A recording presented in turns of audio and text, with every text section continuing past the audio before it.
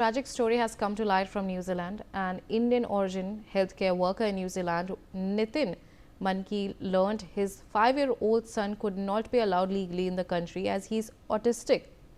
Immigration New Zealand has denied 5-year-old Aidhan Nithin pathway to live in New Zealand after finding he is likely to impose significant cost or demands on health and education services. The decision has prompted a rally, 2 petitions and 2 unsuccessful requests for Associate Immigration Minister Krish Pang to intervene, and the boys' father Nithin has said he was pleading officials not to separate the family. And he moved to New Zealand from India in January 2024, followed by his wife and son later that year. He works as an elder care nurse, and his wife Aparna Jaidan Geeta works as a senior healthcare assistant.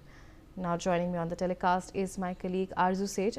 Arzu, what exactly are we getting to know in terms of the fact that just because his son is autistic, he's not being allowed in the country? What exactly is, when we talk about these grounds, does that make any sense?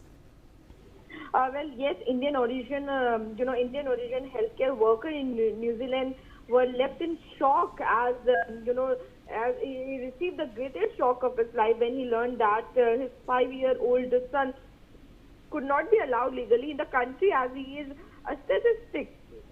Also, he moved to the New Zealand from India in January 2024, followed by his wife and son later that year.